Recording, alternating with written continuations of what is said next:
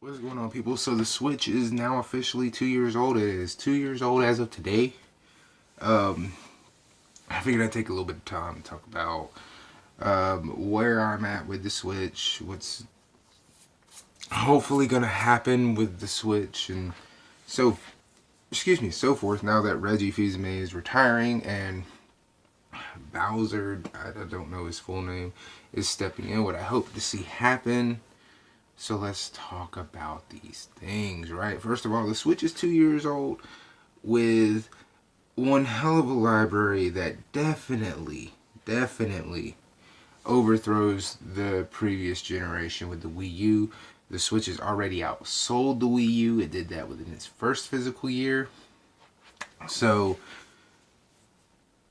there's a bunch of people like they want more third party support. There's already been way more third party support than with the Wii U. The Wii U stopped seeing third party support probably by the second year, if not third.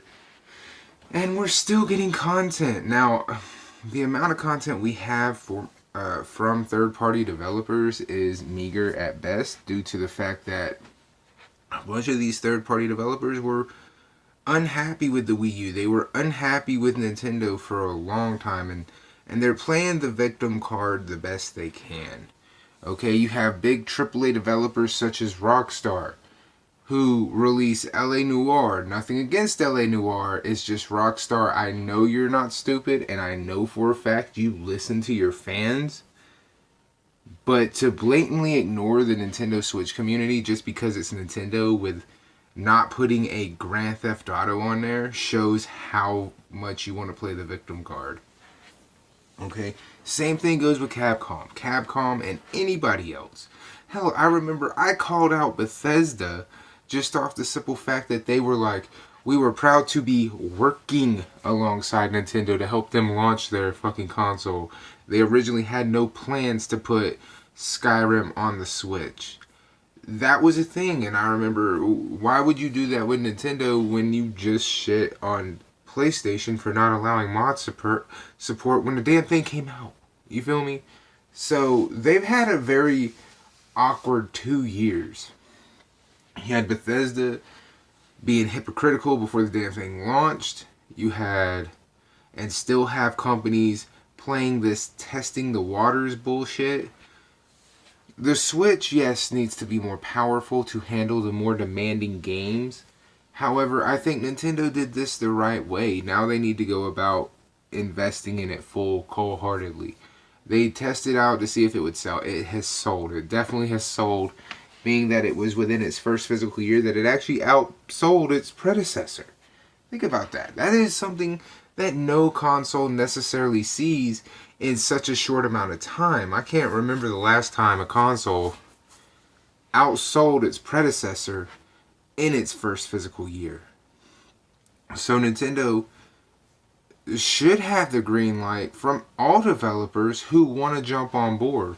Rockstar, I'm not saying you have to put Grand Theft Auto 5 or what is that, Red Dead Redemption 2. I'm not saying you have to put those games on the Nintendo Switch, but games like Grand Theft Auto 4, the 360 version of Grand Theft Auto 5, Red Dead Redemption 1, these games can run on the Switch. Panic button should be the top priority for any third-party developer questioning whether or not they can put their game on a Nintendo Switch. Panic button should be the most employed developers right now because of their amazing, just downright mind-blowing performance with some of these games that people downright said were impossible to run on the Switch. Being on the Switch and being stable and actually performing good. Again, we are just now in its third year. This is its anniversary of being 2 years old. We're going into the third year. Panic Button needs to be the main port publisher if it's not a developer. They need that recognition, okay? We as Nintendo Switch fans need to be out there demanding Rockstar, Rocksteady, Capcom, and so forth go to Panic Button. If you don't think the game will run on the Switch, go to Panic Button. Obviously, they make miracles happen. And their work speaks for itself. Doom, 2016's Doom, Rocket League. I'm pretty sure they had something to do with what is that other game from Bethesda? Um, the old game where people kill Nazis. Whatever that game's called, I'm pretty sure they had their hands in that. They have their hands in a lot of big titles that get ported to the Switch, and they deserve that recognition. They deserve the recognition and the credibility, all of it. They deserve all of it because the work they're doing is they're like, we know people like the Switch. We know people are going to buy the Switch, put these games on the Switch. That's the way they're thinking to me. Now that could be different completely, but how I see it is we have this company with Panic Button who loves the Switch so much that they're willing to bring anything to the Switch for us. Okay? The Switch is officially 2 years old. It took 2 years to get a 10-year-old game, if not older, with Assassin's Creed 3, just to even be announced. To even be announced, it had to be a year and some change, like almost 2 years exactly, before we even got Assassin's Creed. Which is amazing, Ubisoft. You fuckers made a game with Mario. And you still took all this time to release an Assassin's Creed. Your own flagship. The game that, in a lot of ways, define Ubisoft. Now, Ubisoft may be defined by that Just Dance bullshit that people love. But to people like me, Ubisoft is defined by Assassin's Creed. Before Assassin's Creed, I didn't really fuck with Ubisoft.